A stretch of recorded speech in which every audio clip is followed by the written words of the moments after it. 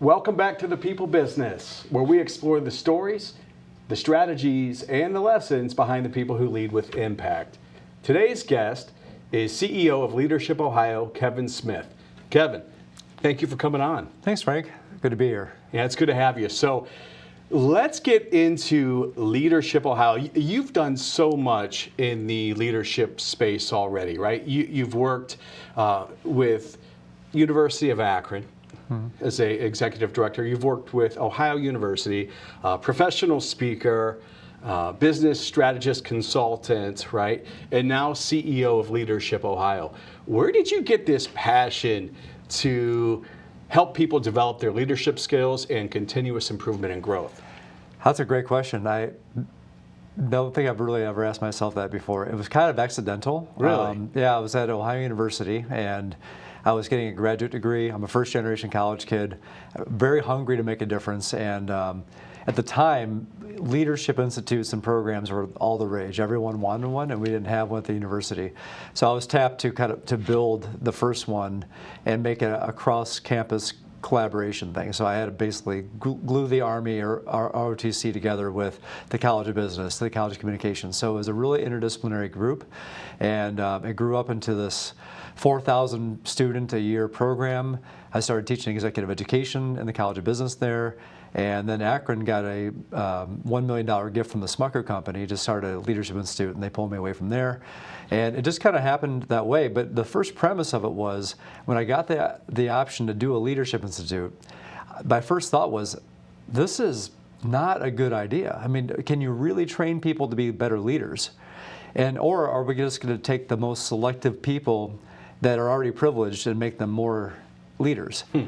So early on, I really kind of developed a passion for, I want to make the average person, give them the ability to do whatever, to matter, to do whatever they want in life. I'm a first generation college kid. Everything was really fascinating for me to go through that transition from not college to college and then get all these access to resources.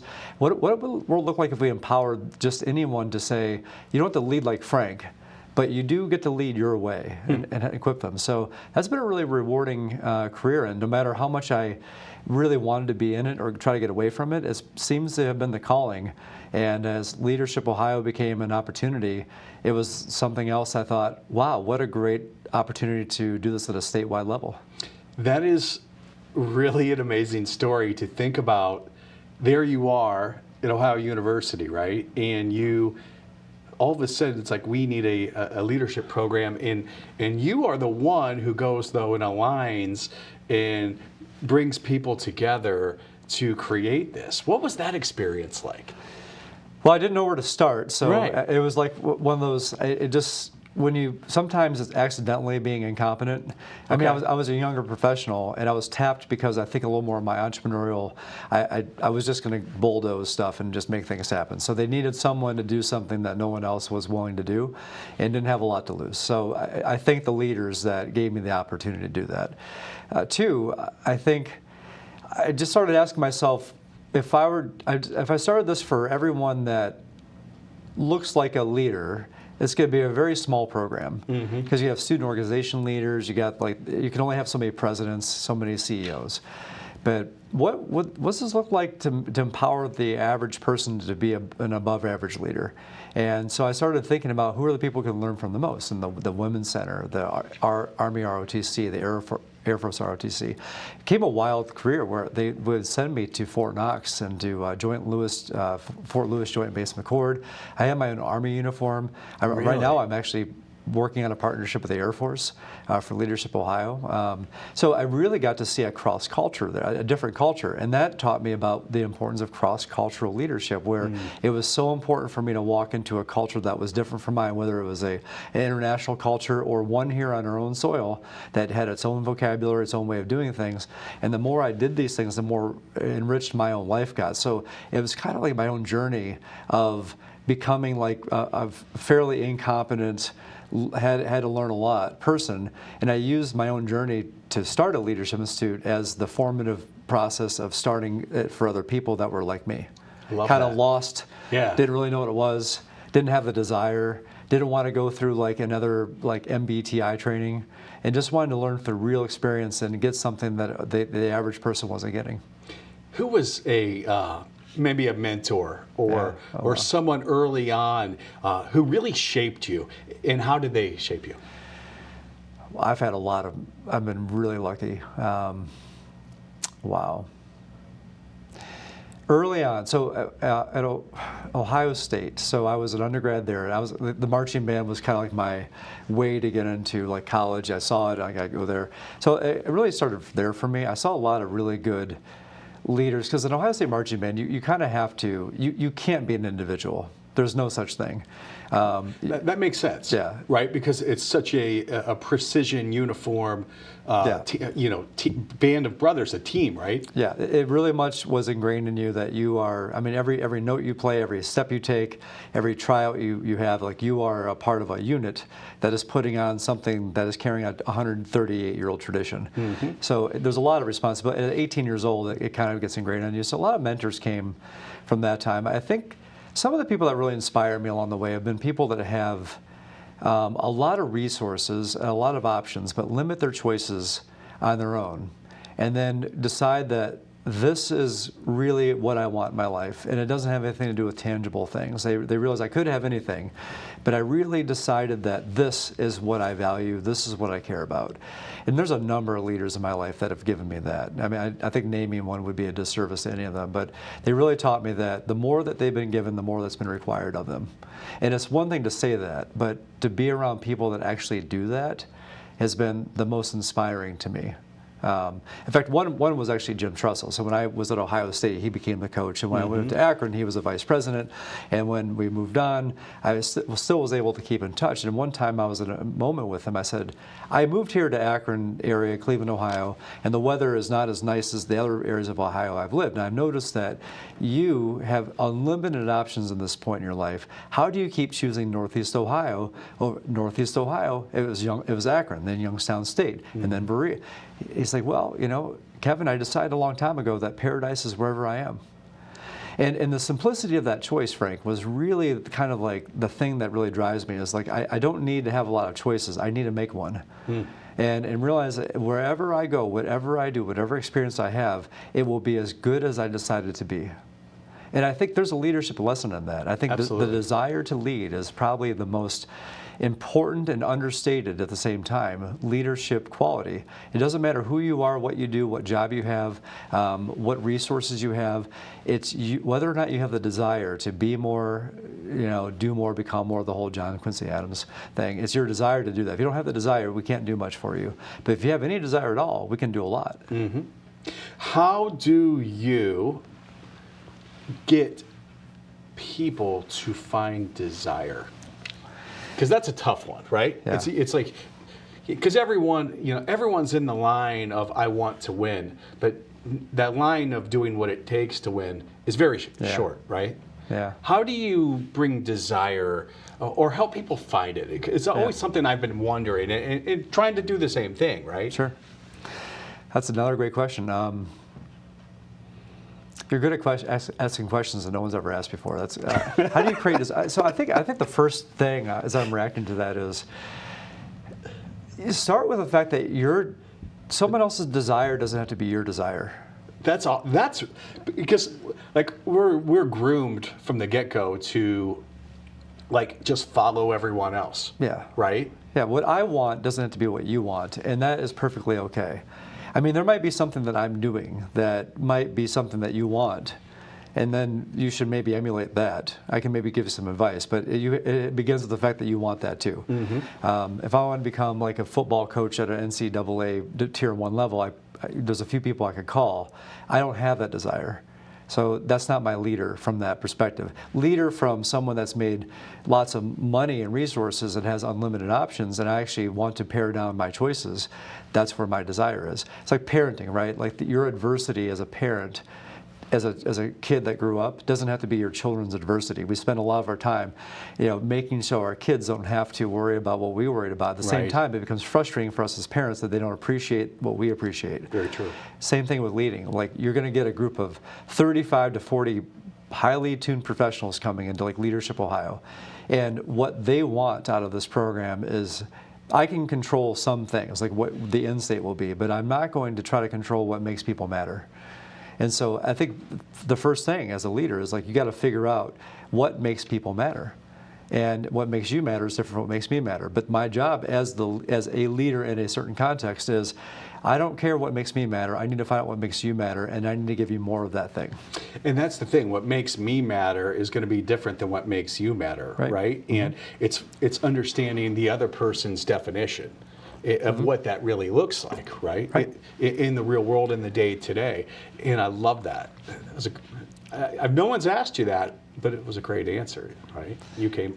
We get lucky sometimes, you know. Look. I mean, look. We have to think about. I mean, it starts with the sense that you're not making this about you. And I know that sounds. I hate saying that aloud because it's in a book, and anyone can say that thing. Sure. And I don't like phrases that anyone can just say. It's like, yeah, what's your value? Like everyone says, I'm honest. Like, well, raise your hand if you're. Everyone's going to raise their hand. Everyone's going to tell you that they're honest.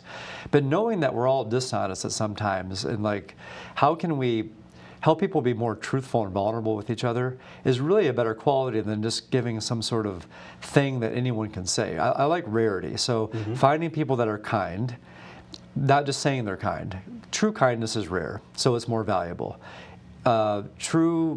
People that have true desire is more rare. And when people can just say it, it's not valuable. So I like to look for rare qualities and so anything that's rare could be a leadership quality, depending on the context of the world. So right now, leadership qualities are rare based off of what's happening in our world, not based off of like what's been happening in history. Right. Like finding another great man is not going to be the type of leadership that we want in this day and age. We want to enable our daughters and our children to be better leaders of all walks of life. So just saying like, you have to look like this, sound like this, act like this, talk like this to be a great leader is not really what resonates with us today. So we have to be very attuned with what that looks like. We do, because everything is evolving and changing, right? And you know, you coach companies, work with companies, consult with companies, right? And what, 20 years ago, this is what you do, right? Yeah. It's kind of played out, right? It's figuring out like what is real. To your point, like what is truth? What is like? Let's put all of our cards on the table here and talk about what's really going on, right? Yes. And people don't want to do that. No, they don't. I think we get a lot of conversations about this too, and I think part of that civil discourse idea. So some of my best friends, we disagree on so many things, and we're good friends because we disagree on so many things that we still find the third space. I always try to talk about, Starbucks created the third space, and it's really just the space outside your home, outside your office. But people, I believe, have a third space. Like we have a third space between us when we're here or outside of here. And our third space is different than my bosses and I third space. A good friend and I, like a partner, that's a third space. We need to seek to create that third space as an intentional thing. And that means that we have to figure out what our social contract is. And when people say to me, well, there's two sides to every story, I'm like, no, there's not. There's like 10 sides, there's 50 sides, there's 100 sides. If you want to take one social issue that we have going on in the United States, for example, you could say, well, there's two sides. No, there's not two sides. There's like 100 sides. You could be your religion perspective. It could be your social perspective, your big town, small town, your education perspective. You could be right. However, there's only one social contract between us as a nation, right? There is a document that tells us what our social contract is. So we could debate like how do we get to things, but it doesn't. Sure. But to say like, well, there's two sides to our truth. Like that's a social. Like when I think about driving to work every day, I don't think about how people voted.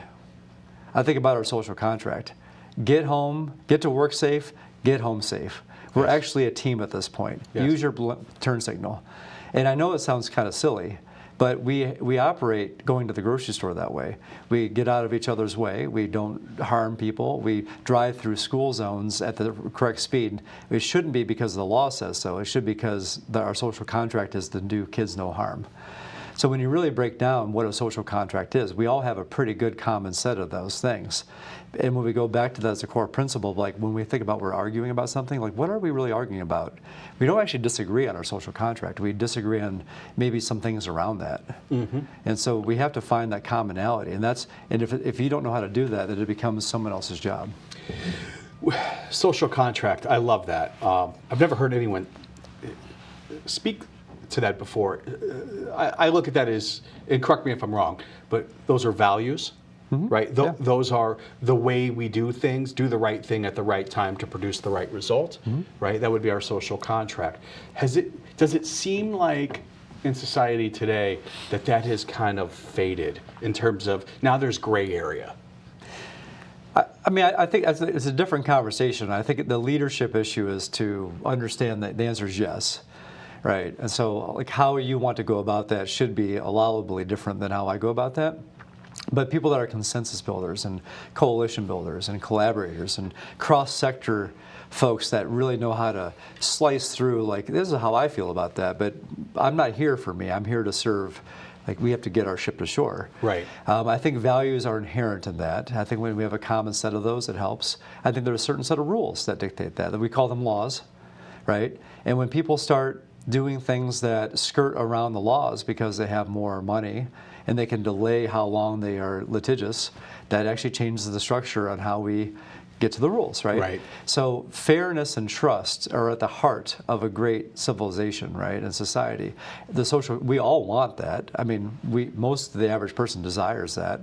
I want it to be fair for you. I want it to be fair for me. I don't care how you voted or like who you love or what. I mean, at the end of the day, we decided that we can live amongst a group of people. Yes. And we have neighborhood rules. We have different segments of these laws, bylaws, and everything.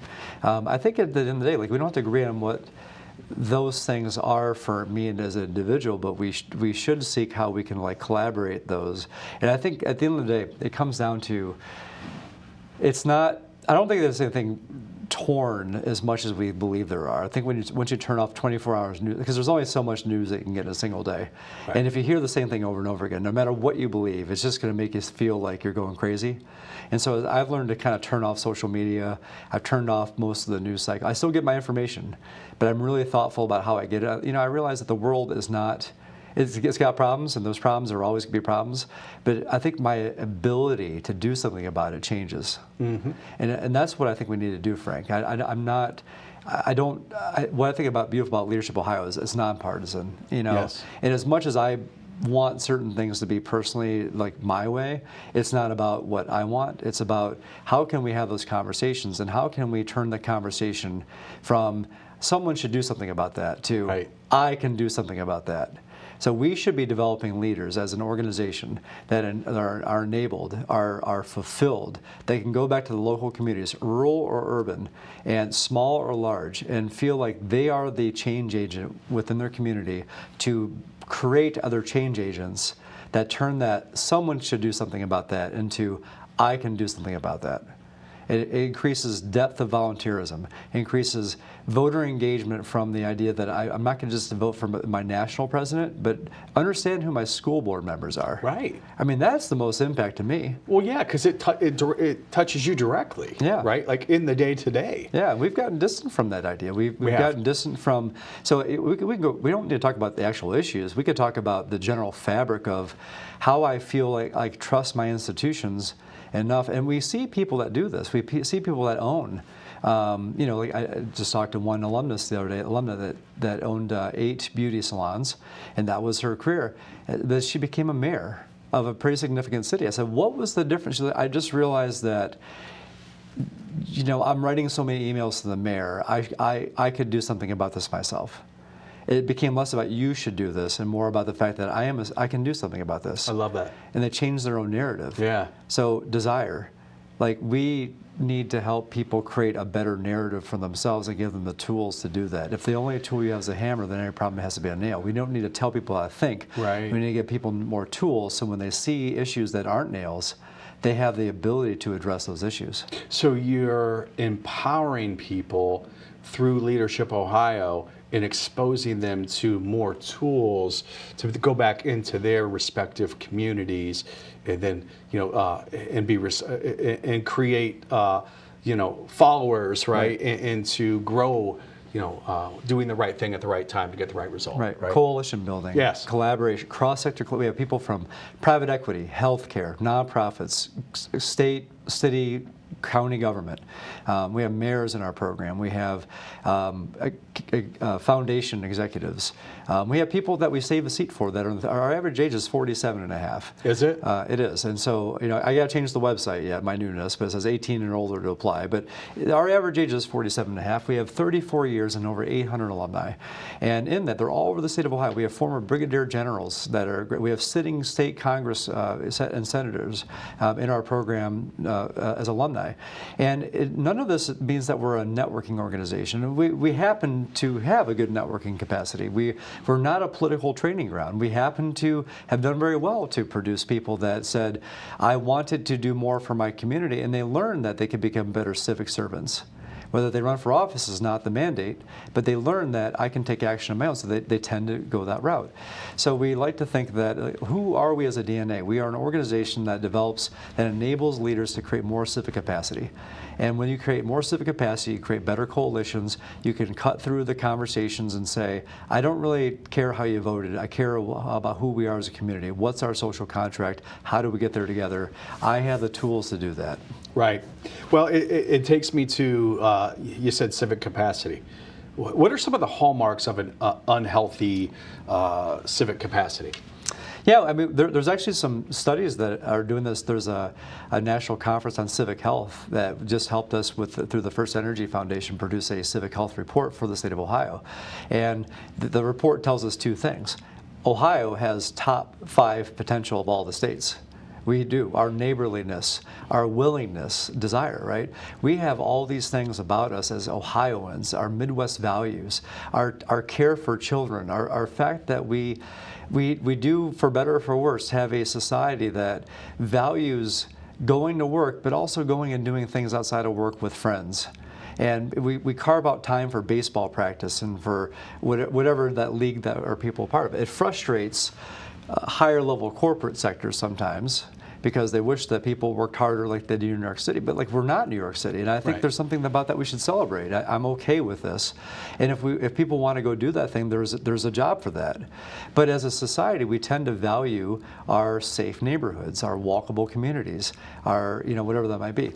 Now, going back to your question about civic health. Civic health is when we don't feel that trust about sending our kids to schools and letting them walk down the street. In my community, I live in Stowe. I see people the kids just walking to Kimpton Middle School.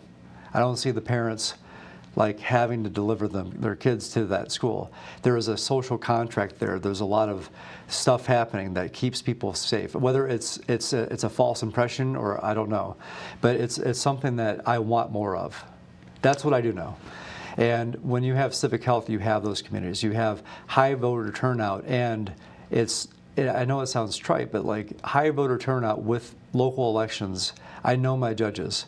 Mm-hmm. We are friends with our judges. We know them. Leadership Ohio has judges as alumni. We can call those people, and we bring those judges to the table so folks that are not judges can feel like they have a stake. That's healthy. Volunteerism. There's actually a statistic that says we have great breadth of volunteerism in the state of Ohio, but our depth is actually shrinking. It means that your company is more likely to do one food drive a year and post it all over social media and say, look at us, look how good we are. And I'm not going to say that's not a good thing, but depth of volunteerism means I'm sitting on a board. I'm going to help that organization raise funds. I'm actually going to roll my sleeves up, 3 or 4 hours a week and actually give my time and my money and my talent and my treasure to this organization. That's depth of volunteerism, and I can create change for whatever it is that I put my mind to. And there's other indicators too, but people that are willing to have a political conversation is actually a good sign. It used to be we're a pretty purple state. Now it's we're very much one or the other. Mm-hmm. We should be a purple state where we can say, I know we're not going to agree, Frank, but we're going to have a really good conversation. At the end of the day, we're going to find a way to work together, aren't we? Well, that's the name of the game. We have to find a way to work Yeah, together. yeah. Because, you know, if we don't do that, then we're here, right? And this doesn't accomplish anything.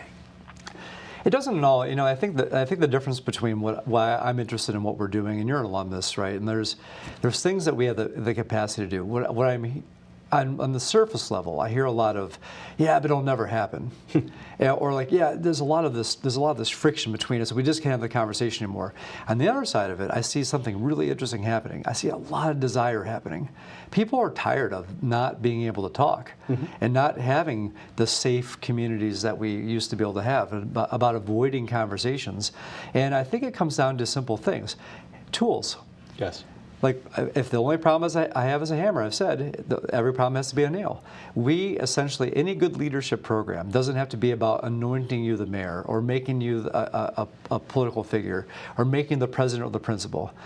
Being a leader means you're responsible for everything your team does or fails to do. Making you a leader gives you the mindset of, I'm going to leave everything and everyone better than I found it. That's something we all can do. We don't need a position for that. No. Take that to your neighborhoods. Take that to your local elections. Take it to your council. Take it to your Boy Scouts club. I don't care what it is, but go in with the attitude. And if you don't know where to start, then that means there might be a skill deficit. I just don't know what to do. But you join a group like Leadership Ohio to get the tools and the skills to do that. You get exposed to different areas around the state. We have very good geographical diversity. So we'll take you to Cincinnati, Athens, Ohio, Columbus, Ohio, Licking County, Newark, Granville is our starting point this coming week. Okay. Dayton, Toledo is not this year, but next year. So we have all these different communities we try to immerse people in so they can see, here are the hallmarks of some pretty interesting social problems that they have with solutions that the average citizen is actually doing, and here's a leadership lesson that they're getting from that. It's not to tell you how to do it, it's to expose you to a different way to do that. And you learn from that, you form your own opinion, you form your own way of doing that, you develop a new contact for life, and then you develop a cohort of people that are going to empower you to do that, and then you go back to your own community and you start enabling. And next thing you know, you create a group of people like you, and then you start creating change. That's what makes us different. That's what makes you different. That's the differentiator right there in itself. Yeah. Because most leadership programs you walk into and they're gonna, we'll tell you how to be a better leader, right? Yeah. But what's that really mean? Like Sure. in the day today, and it's getting around people that think different, right? That look different, that experience different things, and you're like, wow, like I haven't really, that's different for me, and how would I handle that? And it gets you thinking differently also, Yeah. which is super powerful, because how many people really take the time to think differently today? That's pretty much, I mean, we are, from social media to anything else, the world is working against us, and I'm not a conspiracy guy, I just don't get into that stuff. Everything that's an algorithm is making us more of what we want and more hyper-personalized, and it could be actually a wonderful quality. Could be. The challenge is like when you actually have to exist in a society that functions by collaboration. I mean, our social contract of the we the people whole thing, the fact that our police officers are civil servants. Yes. Our Army, our Navy, our 5 branches are actually commander-in-chief as a citizen. I mean, we have a very distinct thing that we are. This reports to us as taxpayers, and that's always a common thread. So we actually have a duty to take care of each other, and so hyper-personalizing it to only things that matter to me, the only things that I want, the only things that I care about is more I.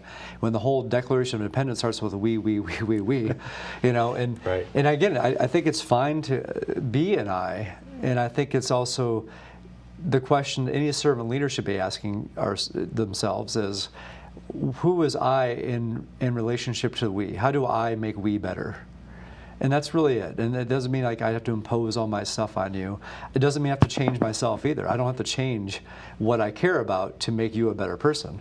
I don't have to change my religion to honor yours. Right. I don't have to move to your country to say that it's like it's okay to say that other countries have better assets, and it should make me want to be more competitive.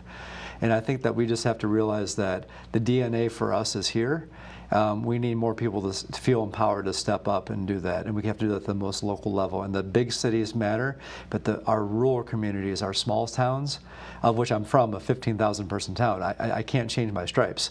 I understand the dialogue there. We need to empower the person that is making their small community better, and I don't think there's any value to saying, go this small town and it's better, your life is better when you move to a big city. I think it's good to stay in your roots and grow your community and ask yourself, what is it about me that makes my community better? It is just as well that I don't leave my place and I commit to and if you don't want that and you want to move to New York City, that's great too. But we need to get out of the narrative like bigger is better. Yeah, not the case. It's not the case. In Ohio, it's definitely not better. I mean, we have treasures all over the state. And I'm the product of those, but every time we take people to try to show those things off. Ohio is on the verge of becoming a $1 trillion economy, right? Mm-hmm. $1 trillion economy. Not too shabby for 11 million people. That's not too shabby at all.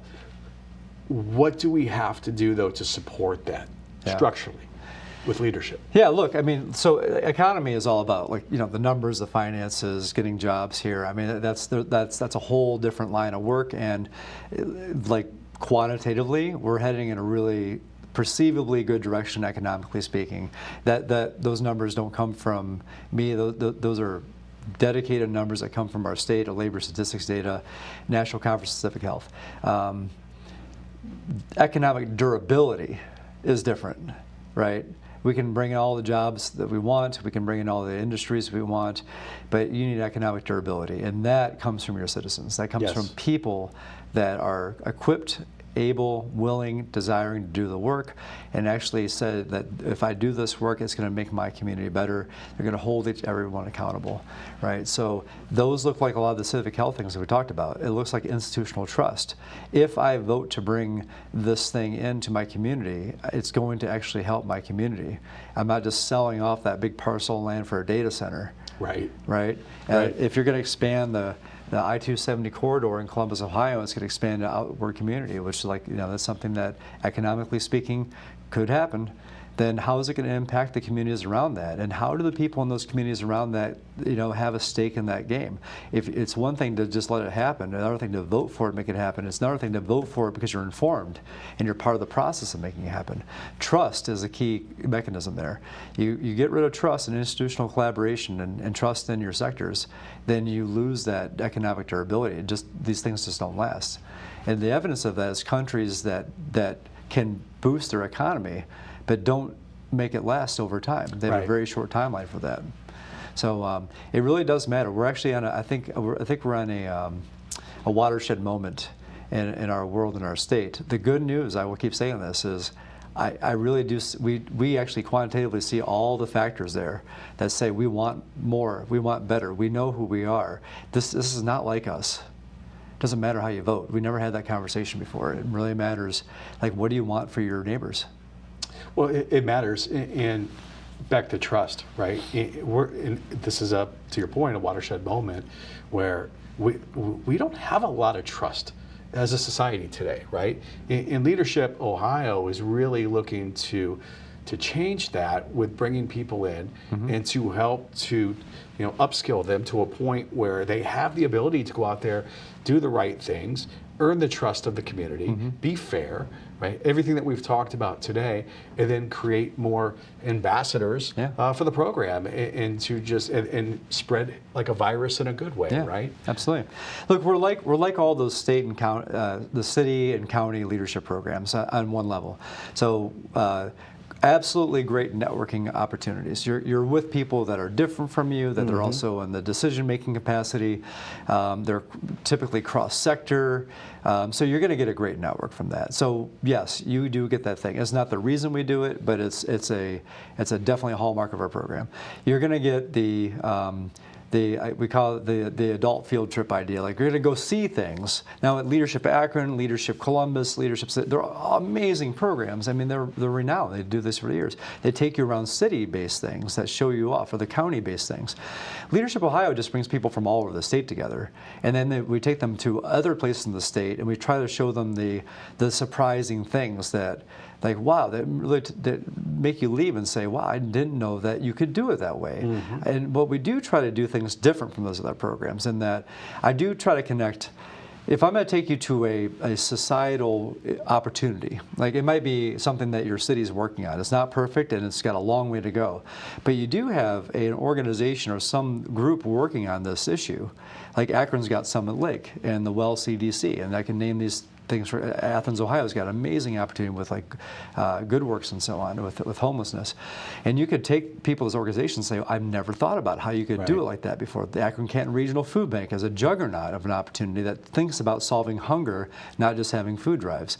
And how the leaders actually approach these problems is the most interesting thing for me. So here you have a problem, here you have a perceived solution. I want to hear the leadership journey in that. So when our leaders go through this program and they get that diversity of thought, the diversity of process, we're all centering this on the idea of how do we make you a civic capacity leader.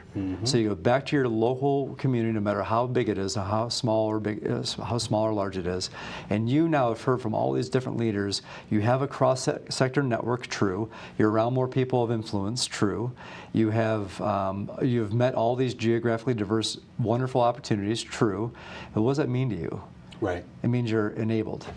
You're enabled. And look, leaders, right? You take a company, maybe you work for the state of Ohio, regardless of your role. You only know what you know, and you don't know what you don't know, and that's okay. Right. Like to walk in and think that you know everything and you are the best leader because you've achieved this, this, and this. You've got something to learn. Yeah. Yes. Nobody's got it all figured out. Yeah, every job, I'm not sure about for you, but every job I've taken, as I say ascended, but like you get older, other people retire, so you're going to move up.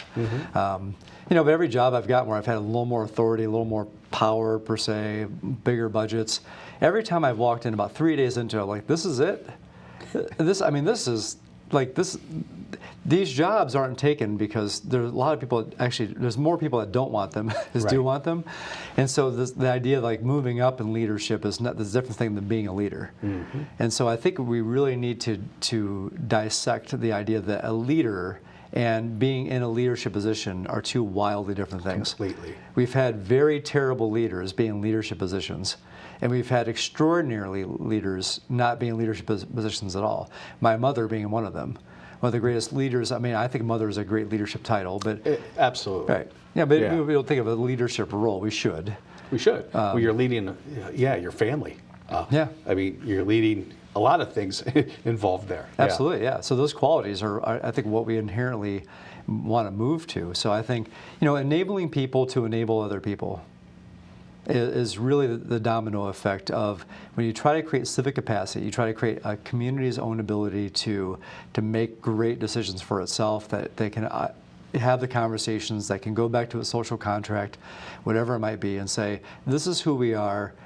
We don't have to see eye to eye on everything, but we do have a common cause we're working towards.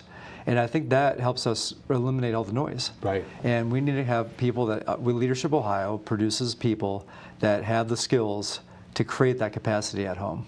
Now, whether or not they do it is always the push. That's where the alumni network comes in, because it's not easy to do. If this was easy to do, everyone would be doing it. That's why we only have 35 to 40 people a year that do this.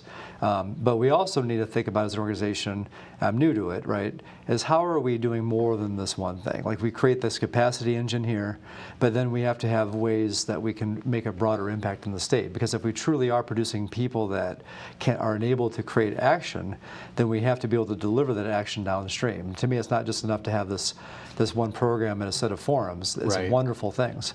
But I think it's time that Leadership Ohio, going into its 35th next year, ups the ante a bit and then collaborates with these city and county programs, other state programs, and really ask ourselves, what can we do that enables our state? And that's who we're going to be. And going back and taking the, 850 alumni, and getting them back involved more, consistently as well. And our alumni, I'll tell you, I've talked to alumni from 1992, 94, 98, all the way to 25. It doesn't matter what year they went through. They all kind of say the same thing. What do they say?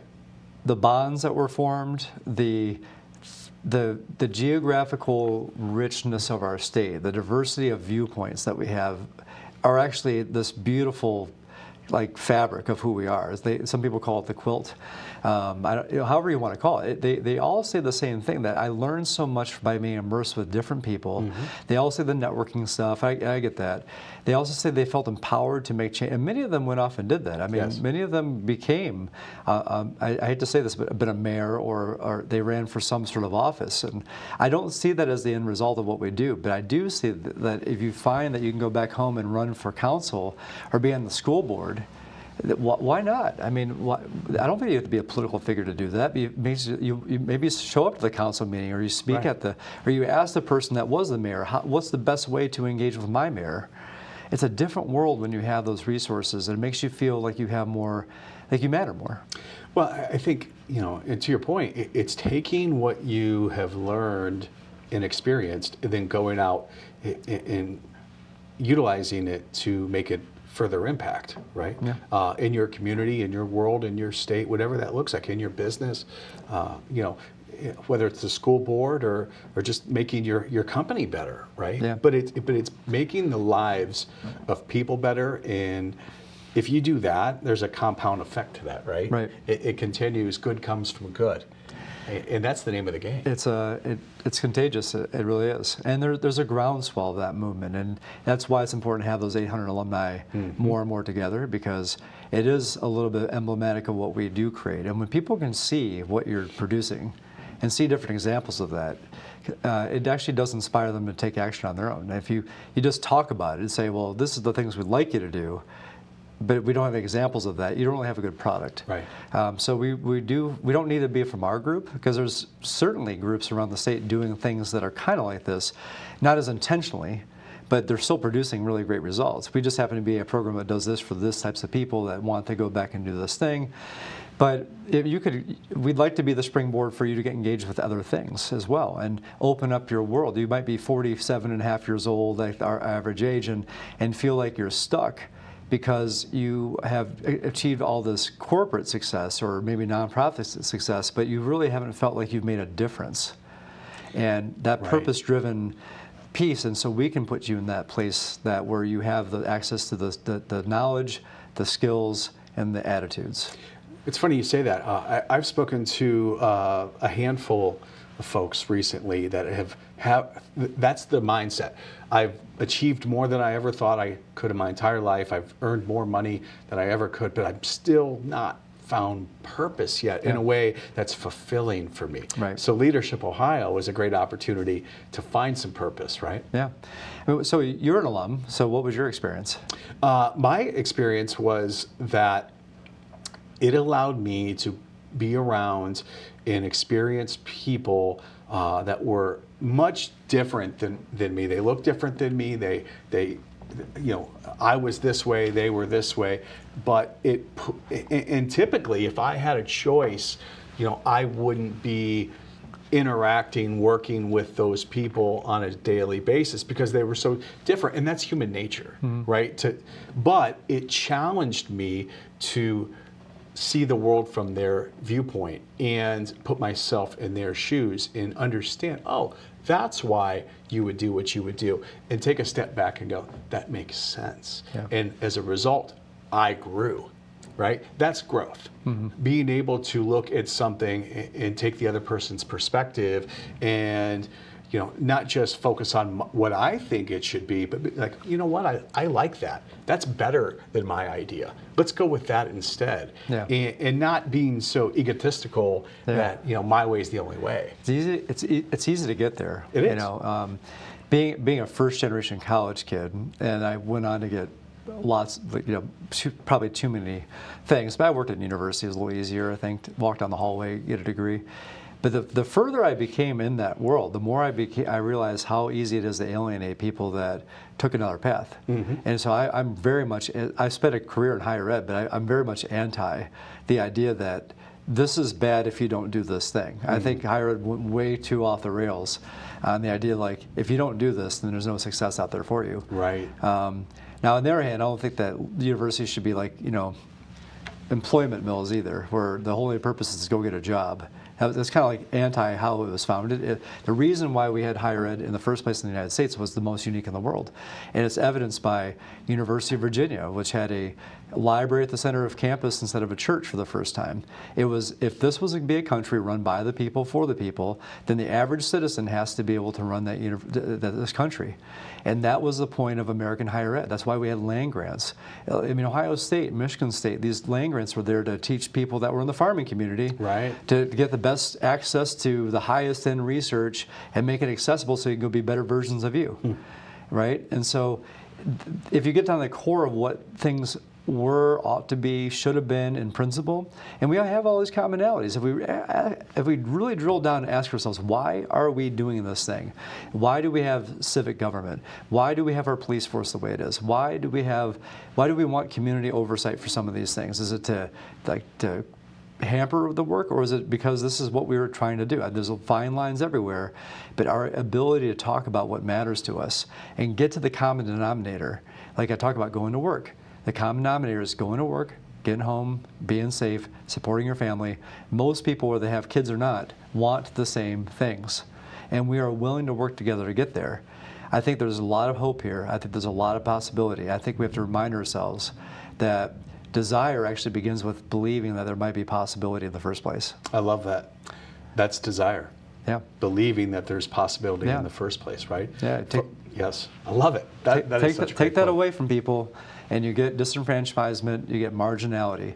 And I would also say that a lot of people feel marginalized right now on all, I say the aisle, because no one's on the aisle other than our politicians, right? Our average citizens that are driving to work today aren't on an aisle. They're literally trying to get to work and get home and feed their kids. And, you know, we need to believe that there is a lot of possibility here, and there's still a lot of possibility, and nothing's perfect, and things are more imperfect right now than I think we've experienced, but I think the hunger is growing to get back to who we are.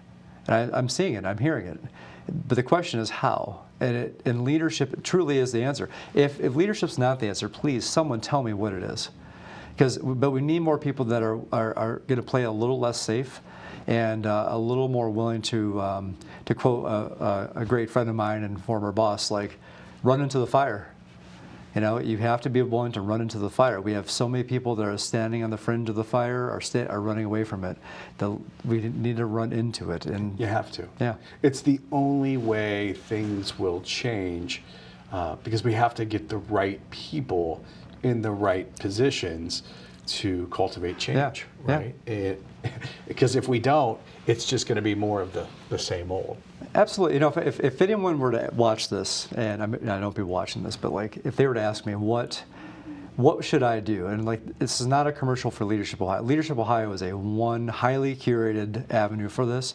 There are tons of leadership programs, and I think most people don't take part of them because they don't see themselves as leader. There are too many great people that say leadership is not for me. Because they see leadership as this one-dimensional thing. It's this role, a CEO title, it's a president title, it's a title. And if too many folks that are not with that title don't think that if I don't have that, I can't do anything. And civic health is, no, your title as citizen, that's a pretty darn important title. And you can do a lot of good. So maybe the answer is get involved with something that improves you and improves your ability to make a difference in some way. Go join a board. Go get more involved than just your average volunteering. Go sit at the polls. I mean, if you're watching TV and you think that everything's messed up at the polls, then go sit at the poll. Right. You know, and then make your own decision. I'm not going to tell you which way to think, but if you're not engaged and your only information is coming from your favorite radio show, then your world is limited to that radio show. But go sign up to be a poll worker, and you might get a good sense of what's going on. It might be as bad as you think it is, or it might be better than you think it is, but either way, you'll be empowered. Exactly. That's what I want for people, is like, I don't want to make up their mind for them. I want them to be in a position where they can, so whether it's Leadership Ohio or their local leadership community thing, the Rotary Club, if you're not doing something, go find something to do. I love it. It's so important, right? And you hit something right there with leadership. People not seeing leadership in themselves. Maybe it was because the leaders they've had in their life have not treated them well. And it's like, I don't want to do that to other people, right? Yeah. And the definition of leadership for them and what it really is are two completely different things. Yeah, right. Just get people, be the type of leader that makes people want to do something bigger and better than themselves. Yes. Like, it's just that want to want, which goes back to desire. But leaders can either marginalize people or they can make them matter. That's right. It's a pretty easy fork in the road. If you set out to become the type of leader that makes people matter, then you don't care about I keep saying about voting, but that's the easy one for us today. But it's not just about voting. It's about where do you find your North Star? Like, what do you find is your religion? What do you find is what you, I mean, most people are, if they're not religious, they're spiritual. And they believe in something bigger than themselves. Even if they believe there's nothing out there, they believe that there's a religion about that. So there's something that people have beliefs. Absolutely. And they don't have to be our beliefs, but there's a social contract. And we can find commonality in there, but most people don't know how to have the conversation, and they're afraid of having it too. And that's not a good sign. So we're out to kind of enable people to fix that, create agency for people. It's not for the people in the program. It's the result is that our leaders are enabled to go out there and create more leaders. Yes. That's the end result. That's the end result, because I love the quote, leadership, it's not about push, it's about pull. Yeah, that's a good one. Right? Yeah. It's being a magnetic, right? It's getting people to want to do the thing that needs to get done because it's the right thing to do. Right. A lot of people think it's, right? Yeah. Not the case. Yeah, work or get fired. That's right. Exactly. Pay this person more money. We do have an issue where, like, you get to the point where you have a certain level of wealth, and then now you have the ability to do whatever you want. You don't have to care. There's two types of people there too. People that use that as their own ground to say that this is how success must be, and this is the way my world is, so therefore you should try to achieve what I have. I have unlimited freedom. Yeah. You might have unlimited freedom, and you might be extra happy, or you may not be. And I see people of all walks of life. You also see people that have very little resources, and they're extraordinarily happy. But no one ever dies and says, "I wish I would have made more money." Like, no one, I've yet to find the person that on their deathbed that said, "I wish I would have worked a few more billable hours." Right. They all seem to say the same thing. I regret not spending more time with the people I cared about not lifting people up more. And these are things that are like general human characteristics. Absolutely. Yeah. But it's easy to get distracted, Frank. I mean, we all know it. No one's to blame. No, and we all are all distracted to some extent. Right. Right. Because we live in a distracted world. Yeah, absolutely. And that's the objective, is to steal our attention. And I was focused on this for over here, now, that advertisement got me over here, right? And it's gone. I just lost it, whatever it was. And it's not going to get any less of that either. You got that right. The algos and AI and everything that's going to make our world a little bit smaller for what we want more of it. The social fabric is really the premier asset that keeps us safe. Mm-hmm. It keeps our kids safe in the school zones. You shouldn't go, the reason you don't speed through the school zone shouldn't be because there's a sign or because there's a cop there. It should be because you want to keep your kids safe. And the person that goes through that school zone isn't adhering to the same social contract of the people that are. That's right. It's that simple. And so getting down to the bare roots of what we care about as a group of people collectively that says we are safe, we're happy, and we can thrive, and we can flourish. And that's the ingredients we need. They don't have to be the same for everybody, but someone's going to lead that, or someone's going to work against that. Mm-hmm. We just have to make the choices that we're going to enable people to do more of those things. That's worth fighting for. It's worth fighting for. Yeah. 100%. Yeah. It's worth fighting for. And none of this we're talking about who we voted for. That's right. But we should be thinking about that at the more local level, because probably matters who's on your school board. It does matter. And you probably care less about if it's an R or a D or an I or whatever they are at the local level, because if you knew them, you could break bread with those people, you're probably going to feel like you have a voice. And if they're a good enough leader, they're going to make you matter. Mm-hmm. National level, a lot of distance there. But so we're seeing those impacts. So Ohio, unfortunately, is going towards the lower end on a data perspective. Now, here's what we don't know, because we haven't gotten the research out yet. But we don't know what that means in Akron, Ohio, or in Athens, Ohio, or Cincinnati, or Dayton, or Steubenville, right? Right. I would be willing to bet that some of the larger data sets aren't reflective on what's going on in your local community. So we need to get that information out there. But what we do know is that while volunteerism is spreading out a little more widely, the depth is getting lower, but the opportunity is endless for us. We have the ability to be both a $1 trillion economy and a durable one because our social fabric is one of the best in the union. So, and the weather is getting pretty nice too. It's starting to. Yeah, It is. yeah. So be a change agent, right? Yeah. Go out there and impact and make a difference. Any final words? Yeah, broaden your definition of leadership. That change agent thing, creating agency is one thing, but it begins with broadening your definition. And this goes for anybody, leadership program or not. Leadership is leaving everything and everyone better than when you found it. When I worked in universities, I would tell college students this: look, you're going to go interview, and they're going to have 1,000 resumes for the same, almost the same qualification for the same job. But ultimately, they're going to interview you. They're going to say, you're a college kid. You just want to be independent. You want to work from home. They have all these biases against you. Just go there and say, look, I know that you probably think this way about me, but you're going to hire me at the lowest level of your organization, or at least entry level. I just want to let you know one thing about me. I don't care what role I'm in. I just want to leave everyone and everything that I touch better than when I found it. And that's who you're hiring. Now imagine that in every person that you work with, every person that you employ, every person that you work for, every person that's your neighbor, if they took that attitude, we would have a very different world. Wouldn't we? You would hire every one of those people that said that. Every single one. That person stands out. Put them at the top of the list. We interviewed Right. 500 people for this. That's the person. Yep, I immediately trust you. I know what your intent is. I don't have to agree with all the things that you want to say or do or how you vote. But I do know we have one thing in common, that no matter what we end up, no matter what we disagree upon, we're just going to try and make each other better. Right. And don't just say it. Do Do it. it. Yeah. Do it. Yeah, your podcast, your show could be called Do It. The Yeah. do it business? The do it business, the people do it business. Yeah, you know, all these concepts are great. I've spent a career, back to your first question, was making all this matter. If it doesn't matter to the kid from Norwalk and first generation college kid, and I mean, I love my hometown. I mean, I'd go back there in a heartbeat. It's like, if it doesn't matter to me, make it matter to me. I'm just trying to, all this theoretical stuff, but make it matter Make to it me. matter. Yeah, I love that. Because it has to matter. it has to matter. But when it matters and it's in our heart and it's in our mind, then it goes in, it's in our hands and we take action and we do it, right? That's it. That's what it's about. So that's what we're going to do at Leadership Ohio, and if we can make everyone else matter as a result of that, like we're coming in the spirit of collaboration and not competition. I mean, there's only one of us. We're only going to be a certain size.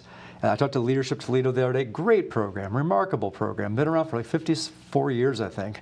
And we found a way to collaborate. And I'm like, what do we want to be? Like, I want to make sure we come to Toledo, we work with you, and we are a gateway to whatever your people want, and we're going to be better for you. Same thing in Athens, Ohio. We need to have those conversations, That's and we need right. to understand we're all the same state. I love it. We are on the same team. We're part of the same state. Man, thank you for coming on, man. A great conversation today. Loved it. You're always a good one. The people business is something that I happen to believe in, and we're a relationship audience. So That's right. Yeah. My man, thank you. Thank you, Thanks Frank. for joining Yeah, me. thanks for having me. Thank you for checking out The People Business. Till next time, have a great day.